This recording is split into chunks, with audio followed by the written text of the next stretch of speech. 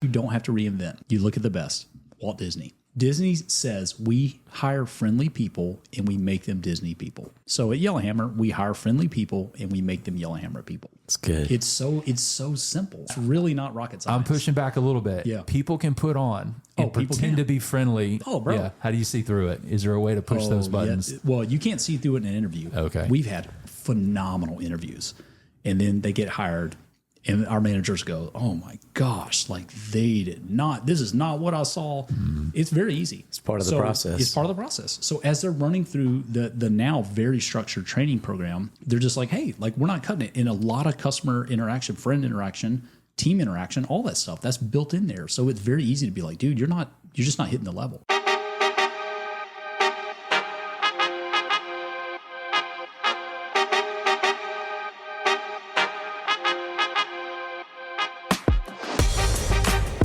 Welcome back to another episode of Armchair Authentic, a podcast with your friends Rhett and Justin. It is our hope to have real conversations about real life with real people. And today, you're in for a treat. We're continuing our conversation we started last week with CEO and co-founder of Yellowhammer Coffee that was founded in 2016 and now has grown to 7 locations across South Alabama, and it's spreading like wildfire. My friends, we are continuing our conversation with Jeff Roberts. Now, if you're new to the podcast, welcome to the podcast family. It is so great to have you along on this journey. If you haven't already done so, can I encourage you to do 2 things? Number 1, follow us on Instagram or Facebook. That is at Armchair Authentic. That's at Armchair Authentic. You can also follow us over on X at Armchair Auth Pod. That's Armchair Auth, AUTHPOD. Now, for the second thing is if the episodes are bringing value to your life, inspiration, and even encouragement, could you do us a huge favor? Would you take out your cell phone right now, copy the link from your favorite podcast platform, and send it to a friend? Man, that would mean so much to us. Thank you.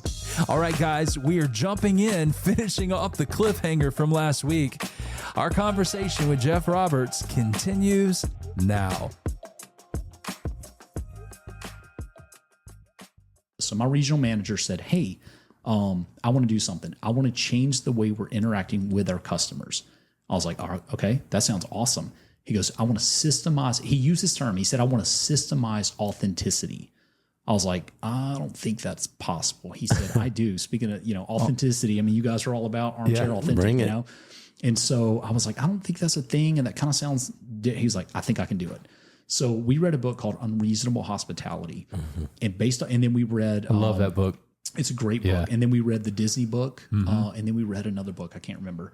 So we formulated this plan of how we interact with our customers that we now call friends. And that's when we renamed what we even call them, right? Because it's one thing to say, hey, did you get that customer over there in line 3? It's another thing to say, hey, did you grab that friend's order in line 3? Like it's just a different tone, right? And so it's a different way. It's a perspective shift. It is. It's a perspective. So if a customer has a bad day, you're like, So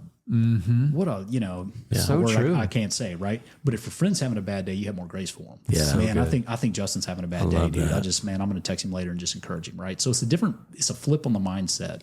And he did a phenomenal job of that. Led a team for 8 months. They built out everything, changed the way we did our training, changed the way we speak.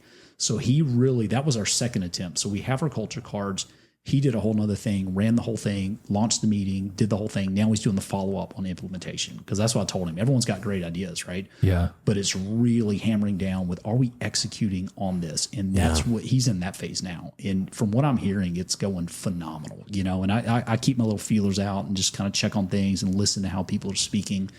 But he's done a really great job with that. So that was our second attempt at really, what does this healthy culture actually mean, and how do we do it? So how are you rolling that out to your employees? Like, do y'all have a moment you get away? Do you have a day that's how does that work with a company that's always going? You'll love this. So we thought that out, right? So it's all about buy-in. It's John Maxwell's principle, right? It's a law. I think it's the law of buy-in. So we got to get the whole company to buy into this. So we had a small team. We built out everything. And then the second meeting we had was with every store manager, and we threw the vision out, and they were like, "This is awesome. You mean we could train faster, train better, have actual like a list of how to speak to a friend and how to engage them? This is amazing. This will help us so much." They bought in. Then we did a separate meeting so we're closed on Sundays. We did a separate meeting with a lot of the leaders in stores. So that was managers, assistant managers, shift leads, anyone kind of in that role, pitched that vision. And they were like, "Dude, this is amazing." So then we had a meeting 2 or 3 weeks ago on a Sunday with the entire company. So we got 90 people there, 95, whatever. And we rolled it out. And he actually did that part. So historically, I've always spoken at every company meeting, just solely me.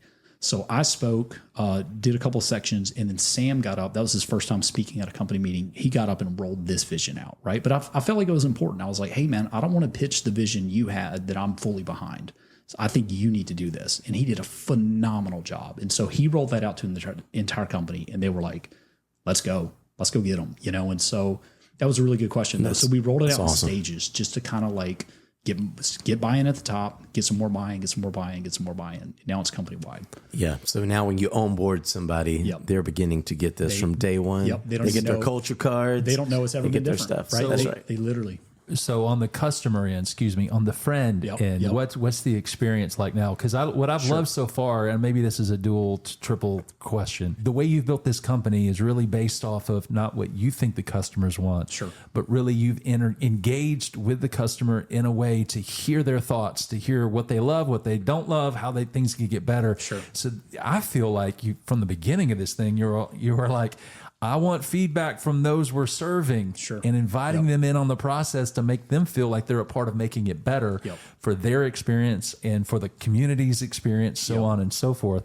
So what is the friend, like that shift into this friend type mentality? What is that experience going to be like, if anything different? Is it just verbiage, or how's that going to feel like if I'm going through the drive-through line or I'm walking inside one of your stores? How am I going to feel that friend difference? So we have secret shoppers, and they go in and they test against a list of all these things. I should have brought Sam. That's Sam great. could lay this out for me, because he knows all the points. I'm kind of doing this a little from memory. I wish I had a sheet in front of me. Basically, and this has always kind of been our heart. We just didn't have it like written out, right? So it's so important to put this on paper. At Yellowhammer, we care more about how you're doing than what you want, right? That's just out the gate. So we really try to train with, "Oh, hey, Red, what's up? What do you want?" Yeah. Like that kind of, so what we expect, and the secret shoppers, they are drilling down for this, right? "Red, dude, what's up, man? How's your day going? What are you up to, man?" "Oh, man, just running by, got a meeting or a doctor's appointment or whatever," right? We're like, "Dude, that's amazing. Hope it goes well. Listen, what can I get for you?"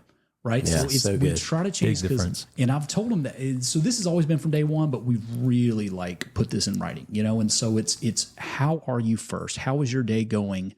And then what can we get for you, and not the other way around. And then based on that engagement, what we're trying to do is match energy. We don't want to blow the energy out. Like what we were talking about like Dutch Bros. I'll just throw Dutch Bros under the bus. Dude, having experienced that, I would literally choose. I know I'm speaking to Northwesterns here. If you're in Alabama, you might not understand what human bean is versus a Dutch Bros, but it's this drive-through coffee experience. The coffee's about the same. Experience is totally different. I will blow by a Dutch Bros just to go to a human being. So I don't feel like somebody's crawling through the window, jumping in my car. "Hey, what you doing this weekend? It's like, "Hey, man, how's your family?" Yeah, it's like what are you doing right now after you get this coffee? I want to know. I want to invade your personal privacy. And it's like there's this lack of awareness, right? And so that's the extreme. But then I go to human being. I'm going to get like, "Hey, it's nice to have you today. We're so glad you're with us. I hope you're having a great day. What would you like?" We try to run more on those vibes. Yes, that's right. So we try to, but if someone's just through the roof energetic, like, "What's up, man? So, dude, what's going on?" You bring it, you match. But a lot of people were like, "Hey, man, how's your day going?" "Caramel frap."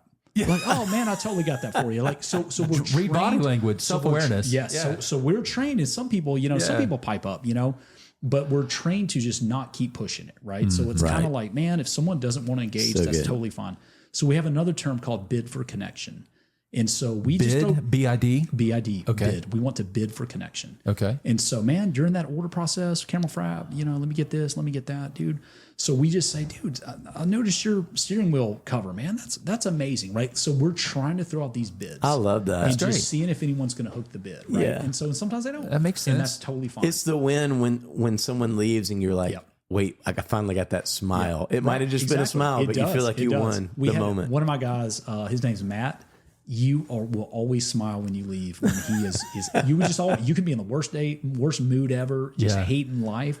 You will smile before you leave, and he's just really good at it. That's so good. Bid for connection was another term that came out of that. So we are always throwing out, and then we have another phrase that we say, "I always have a second for you," always.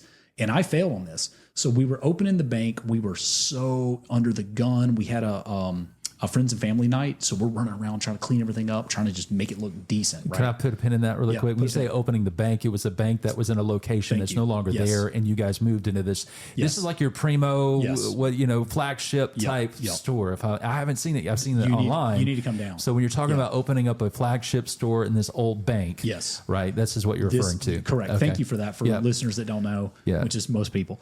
So we bought a bank. We repurposed it to be a coffee shop. We have 4 drive-through lanes on this thing. So it's a monster. I gotta know. Do you have a vault? Yes, we do. Dude. We literally have. We turned it into a friend hang area. I love it, baby. Amazing. We left. So it was real pretty with the sheetrock, and looked cute. We ripped the sheetrock off to show the exposed concrete. You can see the burglary stamp over the door. And the door's about this thick, That's so and cool. it weighs probably 1,000 pounds. I had to make sure we could. We had to pin it open because I was scared someone was going to. I was going to say, does it lock? You'll lose your hands. Oh, man, you'll lose golly. fingers. If you slam it in the door like some kids playing, game over, right? Everybody wants that spot. Everyone. They? It's always full. Yeah, you can never, if you ever go in there, it is someone else has already taken it. Like the place could be empty and someone's in the vault. Like it is the coolest hang, and the lighting's cool in there, and it's got the wood panels on the back. I mean, it looks. So you're really adding nice. a little bucket list when people are listening. It's like whenever we come through there, no matter where we're from, we're going to stop at the vault. People go out of their way to stop at a Buc-ee's. If you're driving through on I-10 or 65 South and you're making your way to the beach or New Orleans or however you're passing through going to Florida or Louisiana, you have to make a stop at Yellowhammer Coffee, and you have to experience this. So cool. I can't wait to get to experience. I'm going to grab my Fusakli's chicken alongside some coffee. That's it, man. Shout out to Fu and Yellowhammer. Yeah. The best. But dude, but back to this idea of I have a second for you, right? So we're trying to open the bank location. I'm running around like a crazy person. And Matt, the guy was saying you'll always leave with a smile. He comes to me. He goes, "Hey man, there's a customer sitting in the drive-thru that would just love to speak to the owner. He wanted to just compliment you guys and what we're all doing together and stuff." And in that moment, I was like, Matt, I really don't have time for this, man. Please apologize for me. I'm so sorry. He was like, "No, I totally get it." He's like, because he's seeing all the chaos. He goes, "Dude, totally get it. I'll take care of him. Don't worry about it." I lost sleep over that. And 2 days later, I went back to Matt. He's a young kid, cool as can be. He's probably 20, 21.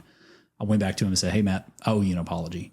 He's like, "What, dude?" Good job. I was like, "Bro, I should have taken a second and gone out and spoken to that friend. And I didn't. And that sucks because I'm setting the tone here, right? So when he's a VP somewhere in Yellowhammer, right, he's gonna be like, dude, I don't have time. Right. But I wanted him to see it modeled for me. That's good. I was like, I messed up, bro. I was like, I really should have went out there. And so we implemented those phrases, right? Bid for connection. I always have a second for you. There's just all this stuff that we're building into our train, right? And so we try to do it in such a way that it's really great experience for the friend, right? And so they leave and they're like, they actually do care about me. And they're not overly. So the biggest compliment we got paid, we had a couple move. I think they're in the Coast Guard. We had a couple move, I think, from Arizona to Mobile. And they went to Yellowhammer for the first time and somehow ran into Mo. Mo was just there. And they're like, "Hey, we're from we actually just moved here." And she's like, "Oh my gosh, where are you guys from?" "Arizona." And she was like, "Dutch Bros." And they were like, "Yes, dude, Dutch Bros. That's what we do, and then Seven Brew and all this stuff." And she literally said, "You guys are doing such a better job than either one of those." She goes, "Dutch Bros is too extreme. Seven Brew is just a direct copy of Dutch Bros, so no one really respects them." With no self-awareness. She literally said that. She was like straight up. Can I just stop for a second? Seven Brew here in Moody, Alabama, I'll never go back to again. You ready for it? And the reason why, and I'm not throwing them under the bus, but the reason why, I will. You are. You actually are. It's because go ahead. They hired I am 47 years old, and I had a 16-year-old call me baby and sweetie and cutie. Every time, hey cutie, what you want today? Or hey babe, how you doing? I'm like, I am first of all, I'm old enough to be your granddad. You're making it very weird. And if this is how you're trying to sell coffee to get a tip, you got to stop. And I get it. Training is hard and difficult. I'm not saying 7 Brew and their executive. Maybe they want people to lead that way. But like, you know, that's not... I mean, you need to know your demographic, number one. We're talking about moody country Alabama. Right. 16-year-olds like talking to old men as if they're flirty. I'm like, no, thank you. I told my wife, I said, I'm never going back there again. Justin, and their coffee's not that great anyway. Justin, you don't hurt my feelings. Everything he just named is exactly what I call him when we're texting each other. Hey, cutie. Hey, man. Hey, baby. What you doing, dude? Well, it's on text. It's not in a drive-through. He's okay with you doing it. You know, it's fine. We've got some mystery. It's all good. I mean, we're being authentic. Why not? Go ahead and just open up. So there are some people second guessing my ability to come out and speak at their church at the end of this month. Listen to this. Hey, man, I told you it was a mistake to have me on this thing. You can verify this. I'm like, you guys don't want me coming up there. Trust me, dude. This will ruin all y'all's reputations. So you were saying the difference between Dutch Bros and 7 Brew. You're trying to live in that lane. You've got somebody from the Midwest or West coming out and sharing that with you. That's high praise. She literally told us that. She goes, you guys are doing such a phenomenal job. You don't seem like you're a ripoff of anyone. You're doing your own thing. And she goes, it's so authentic. Yeah. And then I was like, that's when it clicked in me. And I was like, oh my gosh, I think Sam did systemize authenticity. I'm like, it's awesome. He did it. You know, good. I'm like, so it's just God. It's amazing. But I gave him the capacity to say, run with it. You're creating the potential for authenticity to exist. Like you're creating the template. And if people abide by that and they actually can bring their unique side that you embrace and they come in and operate, it's creating an authenticity. And that's great. I'm not scared of him doing a better job than me. I'm not scared of him being a better speaker. He was a better speaker. This team meeting we had, he was a better speaker than me. And that does not make me afraid or scared or insecure. I'm like, that's another secret. I literally thinking to myself, I was like, you can do the whole thing next year, bro. Man. I was like, let's go. I'm not scared of him to have my job. Like, I'm not going to have the job forever. Like, nothing intimidates me. And I'm like, bro, come run this thing. Which is only expanding your capacity on taking on the next with what's next. I hope especially young people coming up and young leaders hear the open-handedness in this conversation. I mean, this is, again, an overflow of who you are, the security, you know, but the ability to be open-handed. And it's amazing when you're open-handed, you know, and I'll throw props to Craig Rochelle for saying this. He probably didn't make it up, but it was one of these things you can either have control or growth. You can't have both. And so if you want control, you're not going to grow. That's good. Right. But if you're open-handed and you're willing to let things go and allow people to fail in a healthy way and to grow from it and to have these, you know, connections. Sorry, you threw me off on that. You don't want to know what he just did. So I declined it, by the way. So you can have control or you can have growth. You can't have both. And you've got a lot of leaders who think they just want to control things because they want to do things the way, like it has to get done the way I do it. And if you don't do it the way I'm doing it, well then, you know, you're not going to fit within this organization. Yeah. Sure. Or you can have this open-handedness to allow people and empower them. They may not do it the exact way. Sure, and they won't. But they're still going to get it done. And when you're empowering them and having healthy conversations, it's amazing how they'll grow and they'll carry your vision so much further down the line than you ever could trying to hold on to it. Sure. And so if you're young and listening to this, just the open-handedness and the ability to just give things away and to have honest conversations back to the conflict of how to have healthy conflict. Absolutely. And both parties know, hey, I'm for you. And the reason we're having this conversation is because I believe in you and I believe the best in you. And so this may be a hard conversation at first, but once we get through that, it's going to be great. Right. So I'm curious when it comes to handling conflict, give me an example of like, how are you teaching your teams to be, because you know, millennial generation, whatever the next one is, you know, unfortunately not of them had a lot of parents or the ability to be taught how to have conflict. Sure. So how are you teaching people how to have conflict in a healthy way? What does that look like? The cool thing is we don't have to reinvent the wheel. Like Pat Lencioni already has this done. Yeah. So we just go through that material. We kind of customized it for Yellowhammer. That's right. But we just run through the material. And some people are so uncomfortable, especially when you get to that point where it's like, hey, here's what I really like about you. And here's what I really don't like about you, right? Everyone's fearful of that. You have to do it for everyone. I mean, I had one of my managers tell me one of the things she didn't like was I was always negative. And I was like, oh, she's probably right, you know? And so it's balancing but I see it as being more vulnerable, right? So what I see as a vulnerability, she sees as Jeff's just always negative, right? And I was like, man, so I need to readjust a little bit the way I lead a little more positive, but still be vulnerable. And so it's a micro adjustment. It wasn't like a macro. I didn't have to like do a 180. I just needed to dial it in a little bit, and so it's just stuff like that. But there's a material that we literally go through the whole thing, takes a couple hours. Yeah. But every time that we've done one of those, everyone at the end's like high-fiving. They're like, dude, let's go out to eat after this. And we're just hanging. I mean, we did it with our executive team. We were riding those bird scooters or whatever. Those are fun, we were up on the top of the hotel, just riding around, just having fun, crawling downtown. And I know that's one of the reasons people want to work for you. But at the same time, I'm sure that as healthy as it is, and you have your culture. This is who we are. So it's probably not easy to work with if you're not willing to fit into that. Sure. But what's the secret sauce to the hiring process? I'm sure you have all the paperwork and all the yada yada stuff, but like if there is a secret to you hiring a good employee, because if I think you're doing it great. I mean, young adults, they're having the time of their life and they're learning so much. They want to be a part of your organization, but how do you filter through? Is there a secret sauce of something special that you guys do? And would you be willing to share that? Absolutely. To give that away? It's already been done. It's so easy. You don't even have to, there's so much you don't have to reinvent. You look at the best. Walt Disney. Disney says we hire friendly people and we make them Disney people. That's it. So at Yellowhammer, we hire friendly people and we make them Yellowhammer people. It's good. It's so simple. Now, it's really not rocket science. I'm pushing back a little bit. Yeah. People can put on and pretend to be friendly. They can. In a matter of that moment. They do. So how do you, okay. Oh, bro, my managers. How do you see through it? Is there a way to push those buttons? Yeah. Well, you can't see through it in an interview. Okay. We've had phenomenal interviews.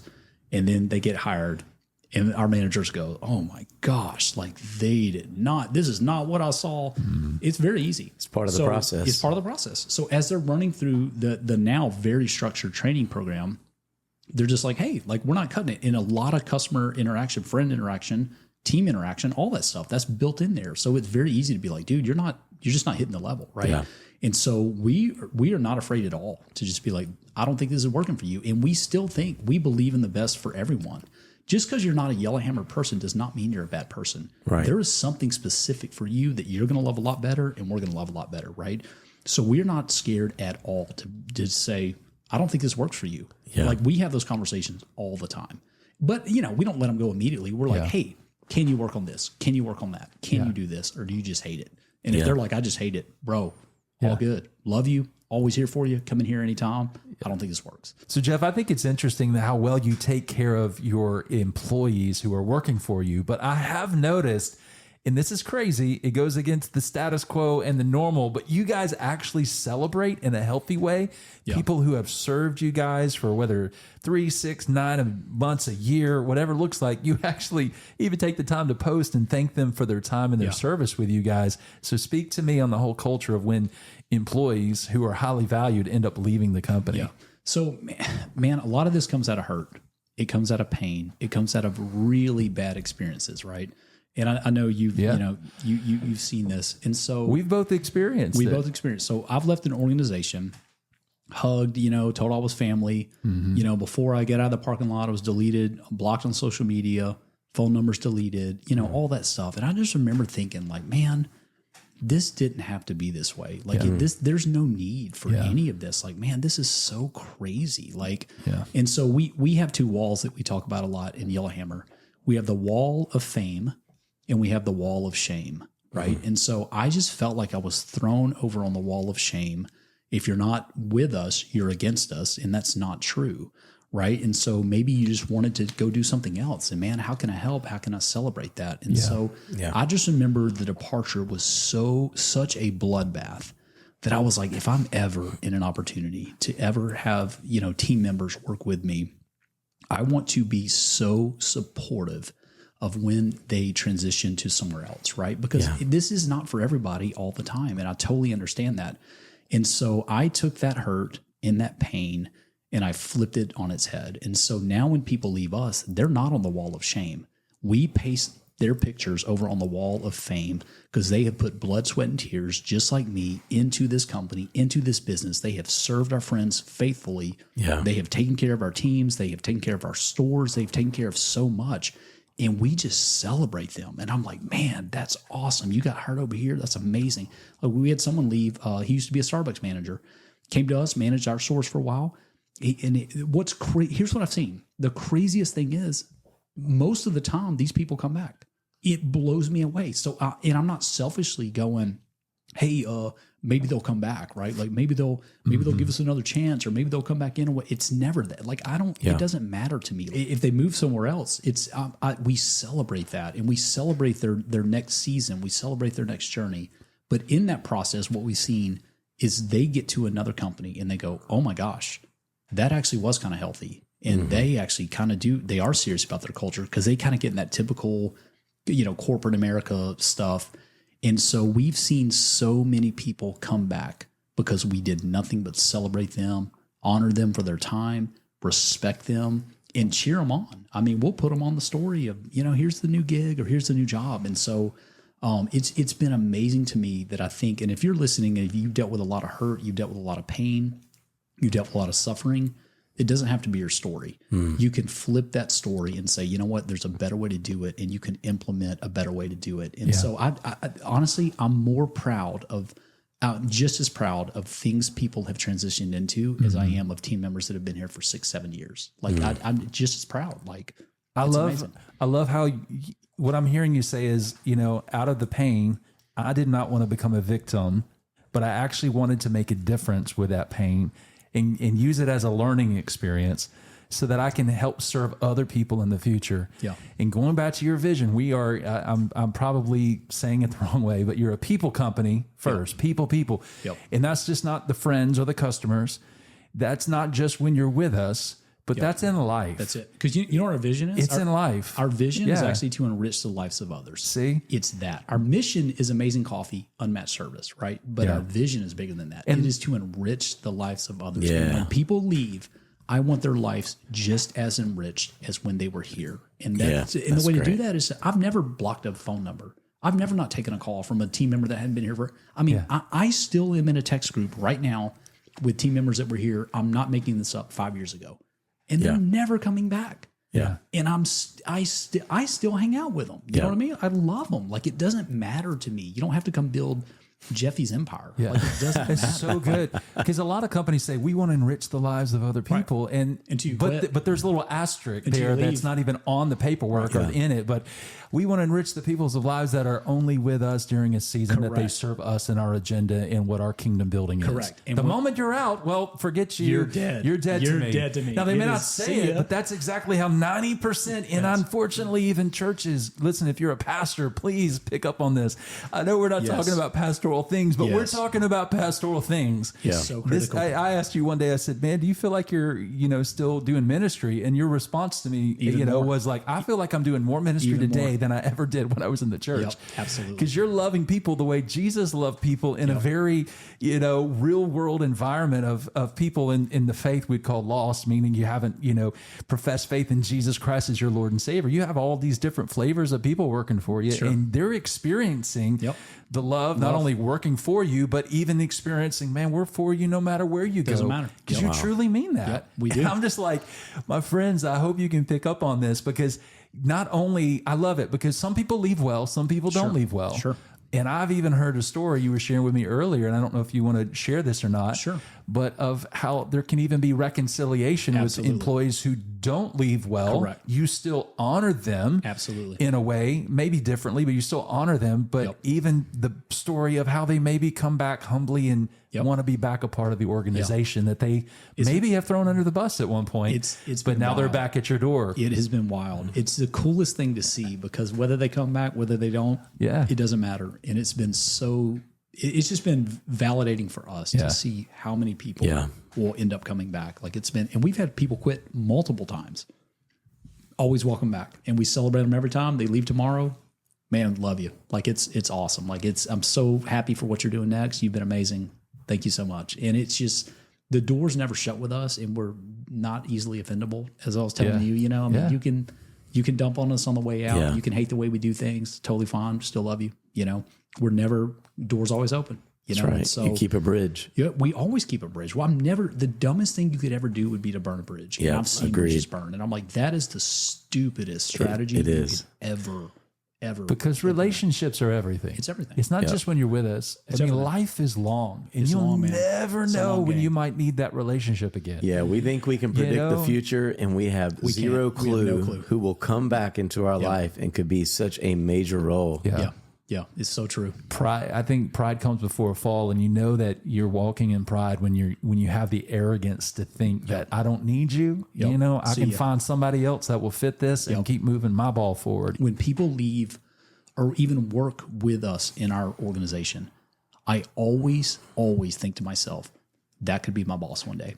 Hey, Armchair Authentic friends and family, it's Rhett here. Listen, you know Justin and I talk a lot about community, passion, and doing what you love.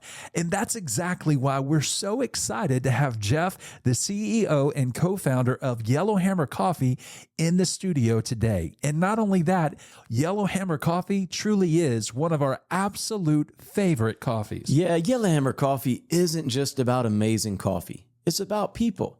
And here's the thing.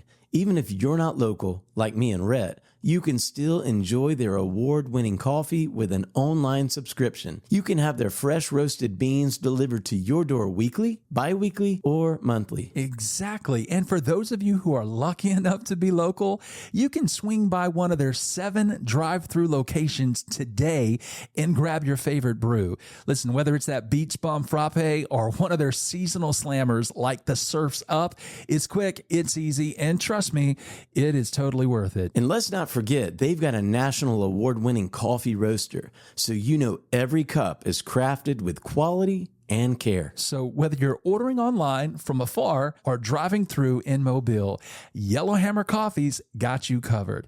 Now, here's what I want to encourage you to do. Go to yellowhammercoffee.com. That's yellowhammercoffee.com and get ready to fly high and hammer down with Yellowhammer Coffee. Yeah, grab your cup and become part of the hashtag YellHamFam. And remember, tell them Rhett and Justin from Armchair Authentic sent you. When people leave or even work with us in our organization, I always think to myself, that could be my boss one day. So good. That's such a good thing to think. Richard could be my boss one day. Right? Yeah. Richard, if you're not here in the room, he's our pilot and barista. Yes. So Richard could be my boss one day. So I always treat him with respect, right? Like Sam could be my boss one day. Yeah. So I literally, one of our baristas could be my boss one day because life is long. Like you guys were saying, That's right. You can't predict the future. I just hope if they're my boss, they're going to say, man, that guy was so fair to me. That guy treated me with honor and respect. Yeah. So that's why I would never threaten someone. I would never threaten someone with a term like, hey man, make sure check yourself because man, I'm more influential than you, right? What if one of my baristas? I mean, there's some of our baristas have millions of followers on like TikTok and stuff, and I'm not messing, right? So I'm like, you might be my boss one day. You know, like you're pretty big. Your platform's pretty big. Like I'm not going to be like, Yellowhammer platform's the best. You know, because they're killing us. You know. Yeah.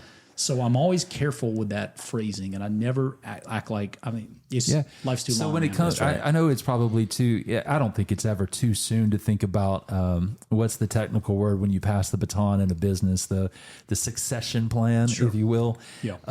It's never too early to think about that, but I also think you're still young, and so you might not be thinking about it. I think about it all the time. So how do you maintain, I think Walt Disney, you've mentioned that earlier, like Walt Disney, the thing that made it special was the way the environments and the culture that he carried with Disney. And people argue whether it's still like it was or if it's changed, whatever, the magic's gone or the magic's there. You know, I could care less. But when it comes to Yellowhammer and the culture and in the love and the compassion and the people first, what are you doing to ensure that continues to go down the field when you pass the baton and somebody succeeds you, whether it is the barista or whoever it might be? Yeah. And, for the generations to come, what are you doing to set that up? It's really it's the stuff we've done this year is putting everything in writing. It's the training, it's the teaching, it's the coaching. But it might not always be like this. And I have to think about that too. Mm-hmm. We get bought out by private equity. We get bought out by investors. They may just flip it to be the next Dutch Bros or Seven Brew, right? And so I kind of have to be okay with that too, and I kind of hate that. Yeah. So that's the part where we don't franchise right now. We don't do private equity. We don't do any of that stuff. Because I like the way we're running it, right? Right. But in 20 years, Yeah. I don't know, right? But if we're still 100% in control, we're going to run it the way we've been running it. It's going to be clear. It's going to be concise. It's going to have, everyone's going to know what to do, you know, and even the next guy that runs it, if we're still controlling it, he's going to run it probably better than I'm running it, right? Yeah. And so, but I do think about this a lot because I'm like, man, private equity calls, and I'm like, oh. Do you have? I mean, what's in the future for you right now? I mean, I know you're moving a location that seemed to be, I don't know, challenging as far as the logistics. We outgrew it. Yeah. You outgrew it, and now you're moving to a new facility for that location. But what's on the horizon? If we're thinking down 5-10 years from now, what's going through the mind of Jeff Roberts and Mo with the future of Yellowhammer? I really like for my goal to be at least 100 stores. If we really got hot, we could do a couple hundred. And then at that point, I get calls every day from New York, like every single day. It'll be, hey man, here's a number. Here's a number. Here's a number. Like, how can we play ball? Yeah. So I don't really know. Like, I don't have the clear, like 100 stores would be cool. Is that just in the state of Alabama, the Southeast? What are you thinking? We'd probably move out Southeast. So we'd go Mississippi, we'd go Florida, we'd go Georgia, we'd go North Alabama, probably Tennessee. There's multiple ways to get there. So we can just keep mom and popping it the way we're doing now. Nothing wrong with that. Fusakli's is a great example. Yeah. That guy does not franchise, and he likes having control, and he runs a great unit, right? So we can keep doing that. We could franchise, pros and cons there, or we could go private equity or just get a private investor, right? And so there's multiple ways to scale it. I mean, we could have 100 stores next year if we wanted to, right? It just wouldn't be the way that we're running it now. Yeah, and so that's always the the process has to change. I'm like, ugh. So it's challenging though. When you're in my seat, you're like, how do you get to that goal? And there's multiple ways to do it. Well, it's a good start with your fellow who says he wants to process authenticity. I mean, he's creating some processes that can even help scale potentially what you're wanting to do. So every time I talk to Sam, he that's the word he uses. He says, everything I do, I think about, will this scale? Yep. And I'm like, man, so if we franchise, we have a scalable model. Here's exactly how to speak to a friend. Here's exactly how your team members interact. You guys have a problem? Here's exactly how to run through the conflict, right? Yes. So we do have something that scales, and we get emails all the time about franchising. I mean, I had one from Pennsylvania the other day, had one from North Carolina, wanted to do 15 or 20 stores, had one from Tennessee. We get them from around the Gulf Coast. Are you guys franchising? Would you be interested? So I mean, we get them now, and it's like pros and cons, right? Yeah. Because they take the debt load on, which is amazing, but then you lose a little bit. You might lose a little bit of that culture. And it's one of the reasons that I got into airplanes, because if we do that, I need to be able to move my executive team quickly, right? So we have 15 stores burning down in Tennessee. Hey, Sam, I need you on the plane like today, right? Yeah, no problem. And you'll be back for dinner with your wife, you know? And so I do try to play. So my friend Will, I mentioned, the lawyer, he's always said about me, he's like, man, Jeff plays chess, not checkers. And I'm like, that's kind of true. Like, I don't just think about the next move. I think about the next 8 moves, right? So I'm getting into aviation more. We're vetting kind of the best process to grow this company in the healthiest way we can. And I just try to line things up, right? So I'm doing things on the back end. Like, I mean, we go straight to, we used to have a middleman. So most cups, if you enjoy a cup of coffee anywhere, really in America, your cups are probably made in China. They're just set up for it. They know how to print. They're just really good at it. And so we used to have a middleman that went there, right? But I had a relationship, because it's all about relationships, in Oregon, of all places, that connected me direct to China. So now we go direct for all our cups, right? And that saved us 50%. Wow. So what we used to spend $100,000 on, we now spend $50,000 for and get the same amount, right? So we are on the back end. We're doing a bunch of things distribution wise. We're doing direct deals with like Red Bull, direct deals with a lot of like Tarani, like stuff like that. We're getting into like the maintenance side. So, we're maintaining like I see multiple companies kind of coming out of it, like a distribution company and also like a maintenance company, right? So I've got a guy right now certified in maintenance.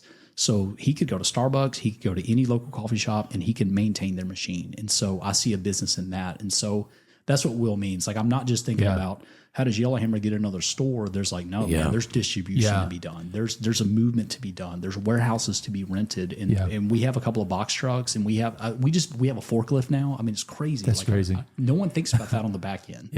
Like, I used to get everything it took to run the company in a small cardboard box from UPS, and that would last me an entire week. Now we get 18 wheelers driving in, and we're unloading pallets after pallets with a forklift, and we have a distribution for all of that. And it's crazy. Like the back end side, no one thinks about it. Everyone's like, yeah, coffee truck sounds fun. Yeah.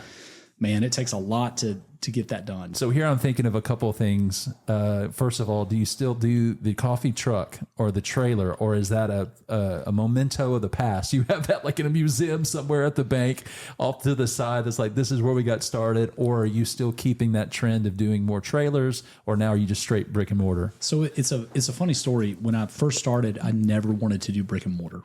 I didn't want the rent. I didn't want the overhead. I didn't want the headaches. I was just like, we're going to stick to mobile, and that's it.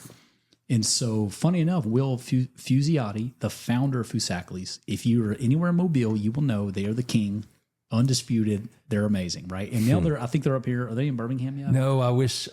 They're if you know that, but please tell them to they're come. Coming. He was texting me. He needs to come to Moody right here because nobody loves Zaxby's at all. Right. I mean, now between the Buc-ee's and the Atlanta traffic on 20, I'm telling you, man, he would do well. It's amazing. Well, we're preparing the way as Armchair Authentic for you to come, even in the place we're located. So Fusackley's will do the same thing. We can hook up and do a double, you know? Yeah, let's do it. So he called me and said, and he's kind of my hero. He's like my local hero. He's been that way for you. I'll never forget visiting Mobile, coming on staff there, being in there. You were like, oh man, you got to try. This is the best place. The chicken's great, but the process is amazing. Like you were so sold out on this. Such a good, he's a really because you're going to get the same experience everywhere you go. Everywhere you go. It will be exactly the same. And so there's just no way to meet this guy. Like he's very behind the scenes. Like you'll never meet him. You'll never talk to him. He's like, I'll call him the ghost of Mobile.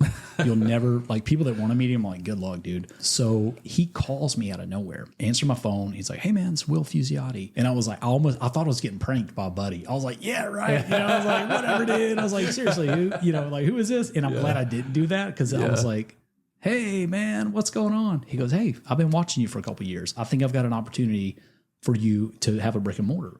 And I'll never forget. I was like, I don't want that. I was like, I don't want to do a brick and mortar. I'm not interested, whatever.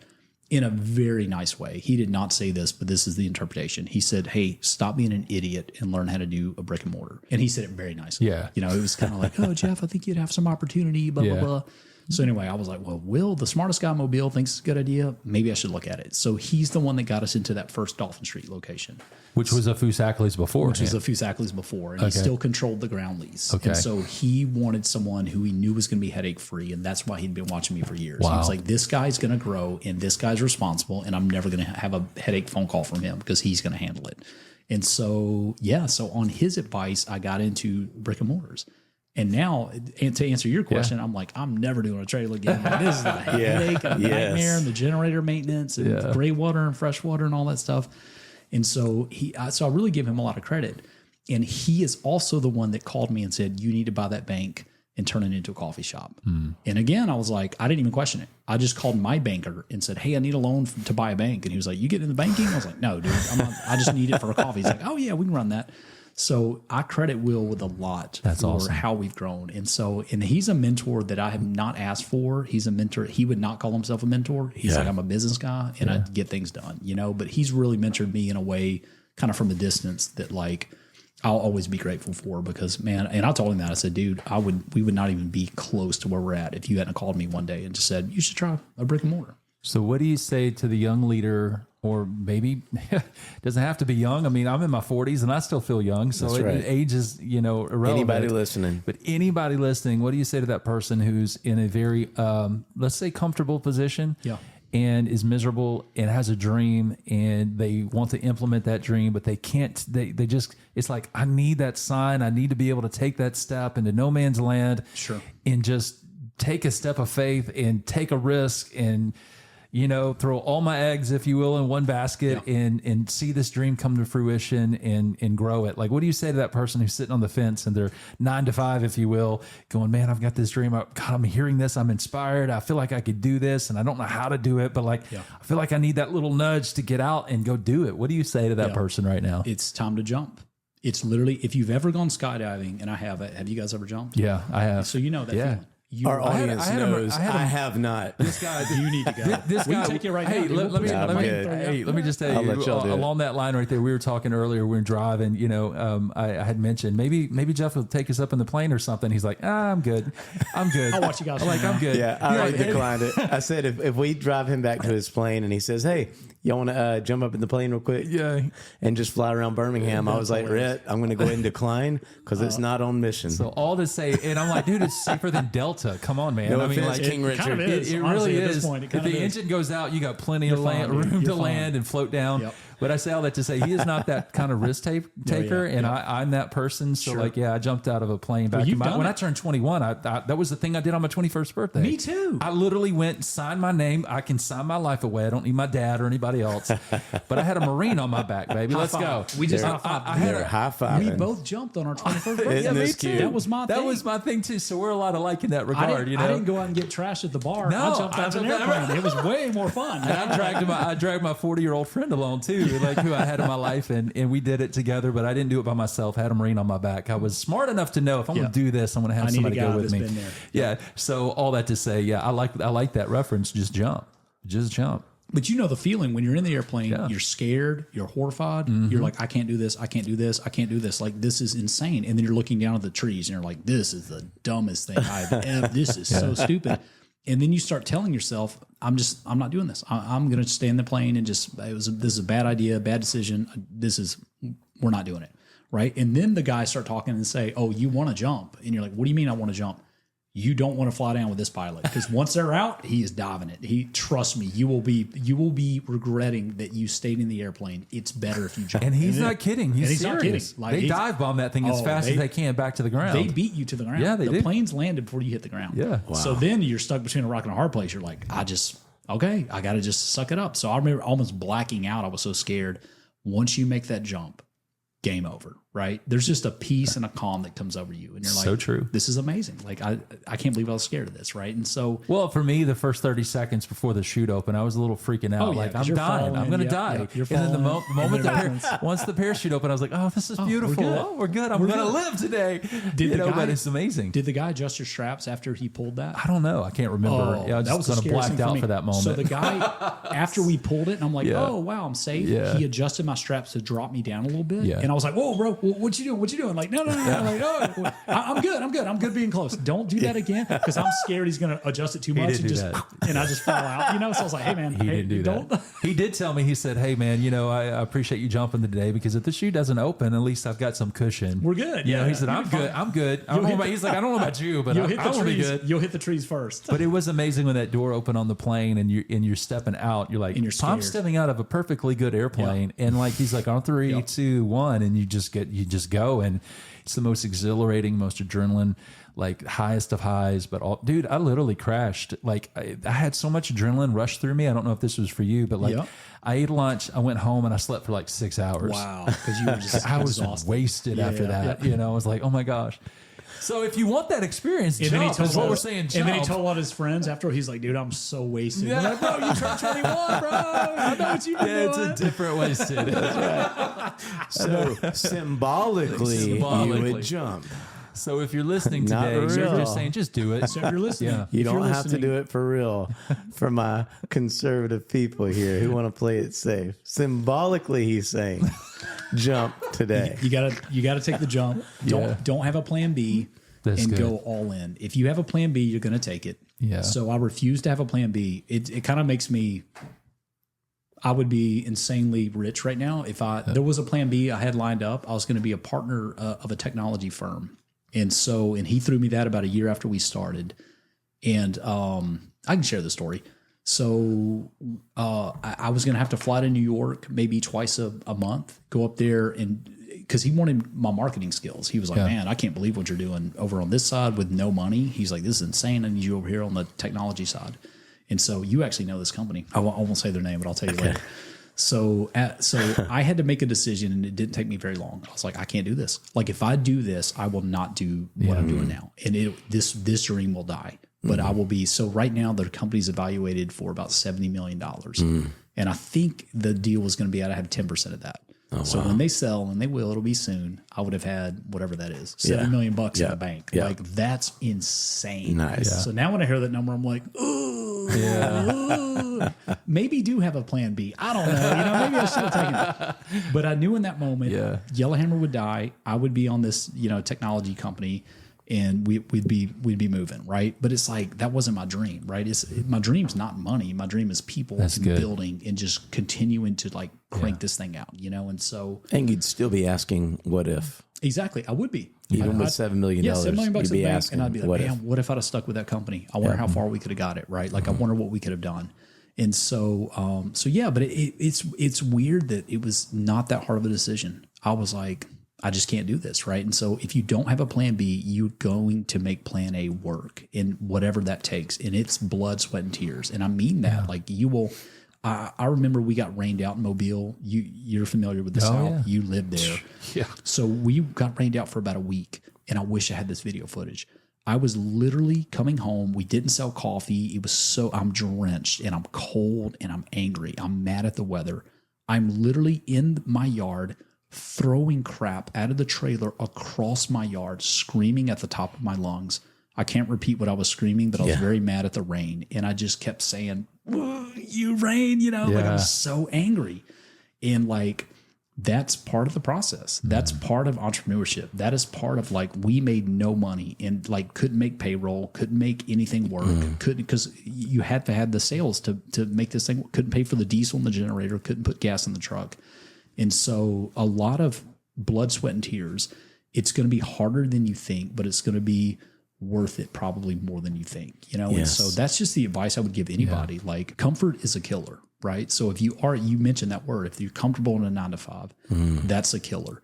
I got so uncomfortable in where I was at that I knew I had to get out. It just, discomfort will drive change. Yeah. Discomfort drives everything, right? Yeah. And so, don't let comfort kill you. If you really do have a dream, you can make this thing work. And especially in this age, in this economy, with this technology, with the tools we have at our disposal, like it's not impossible to do. Yeah. So what I'm hearing you say is, don't get comfortable in the comfortable. Be willing to step in the discomfort and be comfortable in the discomfort, pushing towards something that's going to outlive you and that you're going to love and that you're going to be passionate about and that you're going to enjoy and hate at the same time. Absolutely. There will be moments of hate. There will be moments because you share that moment, of just throwing, I'm putting myself in that situation, and that's a sexy story looking back. But in that moment, it's you're exhausted, you're at this complete wit's end. You're throwing everything out that you've invested money in. You're frustrated and you're like, I'm done. Yep. And you're letting all that out, which is great. All of it. Which is great. A lot of people hold that in, which I think kudos to you. You're being willing to just let it all out. I wish I had the footage, because it'd be the funniest thing now, seeing them throw chairs. But I could just see you like in the midst of that, Mo coming out, throwing her arm around you and be like, it's going to be okay. Yep. Like I could see that happening.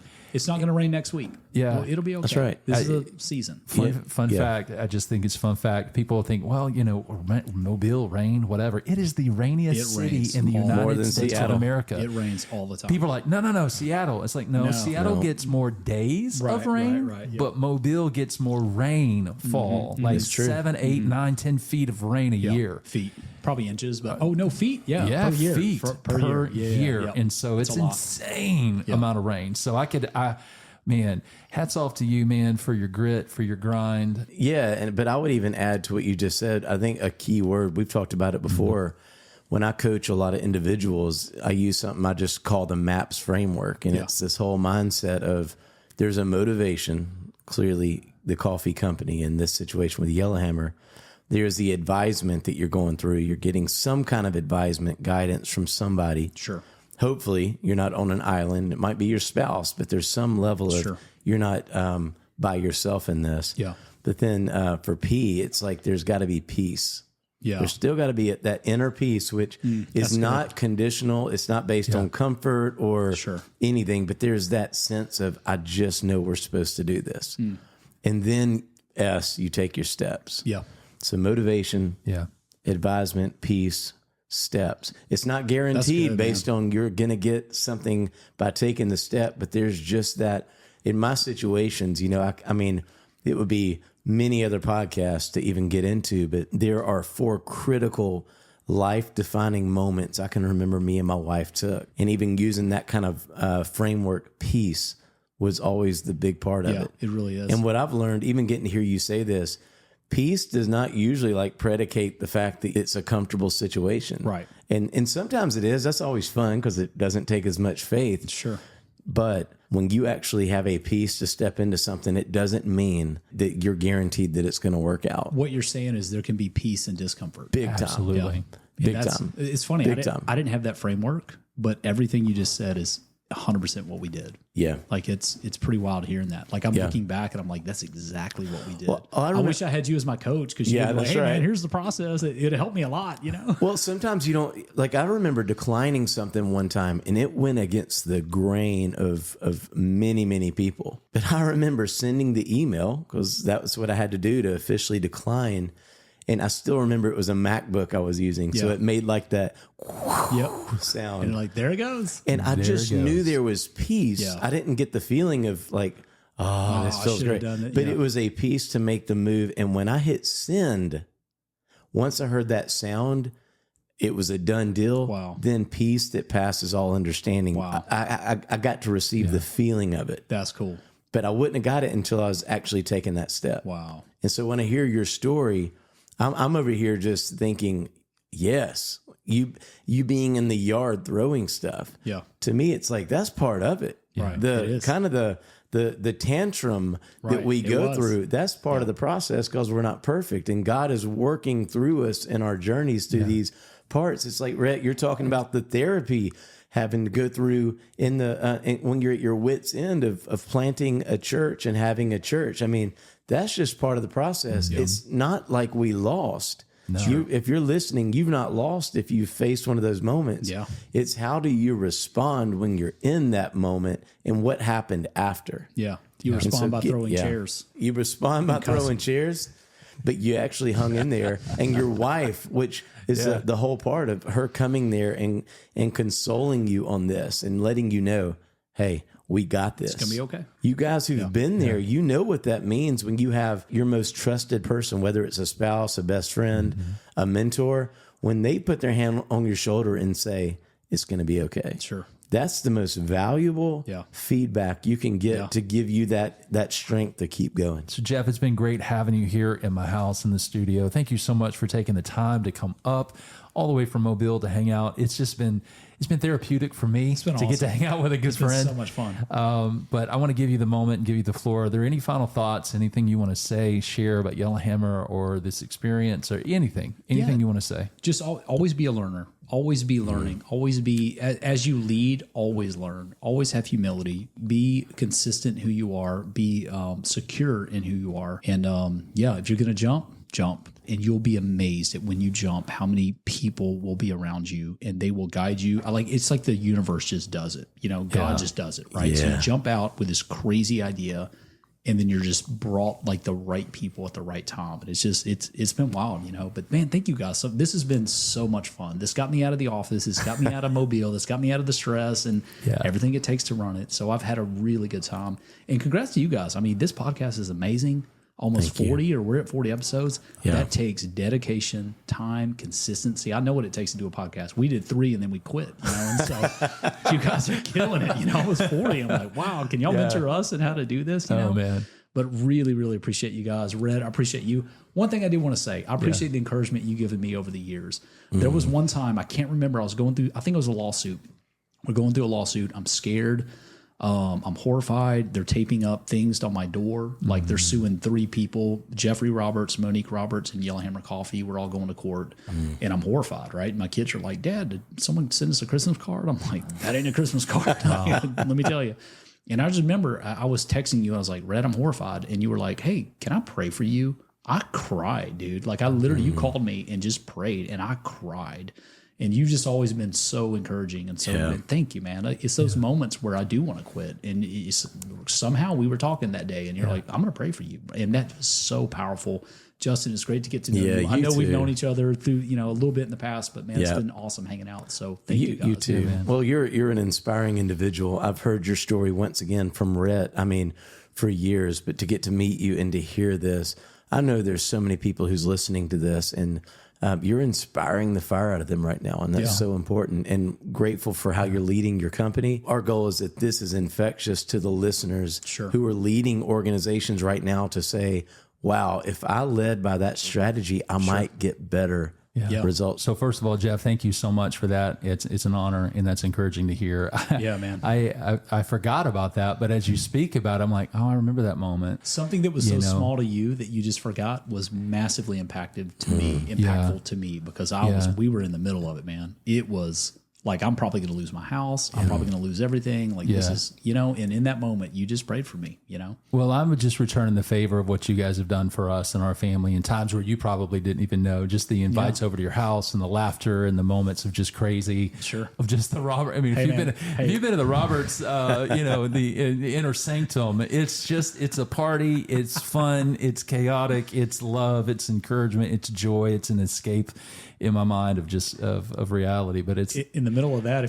If we weren't laughing, we would be crying. So we're like, dude, we just got to laugh at this point. Exactly. Man, what a journey. So because of your investment into us, it was just, you reap what you sow, and it's just being a brother, man. And that's what I've loved so much about our relationship. And it means the world, man. So it's been awesome. And again, I can't stress this enough. Thank you for the time that you've invested. In fact, when Justin and I began to think about Armchair Authentic in the podcast, your name is at the top of the list. Like, we have to get Jeff and Mo, and shout out to Monique. I know she's back at home dealing with the fires. Yeah. So I was like, dude, we're sitting around the table. I'm like, man, I wish Mo could have came, but I understand the business side of you guys needing to both be in it. But, let's, it's not I don't want to understate this, but the reason Yellowhammer is successful is because of the rock you have in Monique and your partner 100% for life. She's amazing. Anybody that knows our business understands, like, she's the real boss. Yeah. Like, everyone knows that. Like, that's not she is so, she's so, she can handle so much at the same time. She's a rock, man. Like, I'm not that way. I'm like a rabbit, like, I'm going here. I'm a squirrel, I'm going here. I'm going there. I'm going here. So you'll make a great team. All that to say, God knew what he was doing when he put you guys together. And so shout out to Monique. Monique, I hope you have a chance to listen to this. We love you. We appreciate you. Thank you for investing your husband into us on this episode. And hopefully, maybe we'll come down to Mobile and be sitting in the vault for the next episode. Man. You guys have private. I'm all for it. You know what? If you guys come down, we'll block it off. That way it's a VIP only. Yeah, let's do it. We'll do it. So with that, where can people find you? Where can people connect with Jeff or Mo and Yellowhammer? How do people follow what's going on with our website's yellowhammercoffee.com. And if you're not in the mobile area and just want to try our coffee, you can order that. I brought some up today for these guys. Yeah, you did. Thank you. You can order that. You can get on a subscription there if you would like. If it's good and you really like it, you can get on a subscription. It makes it easy. You don't have to think about it. We just ship it out.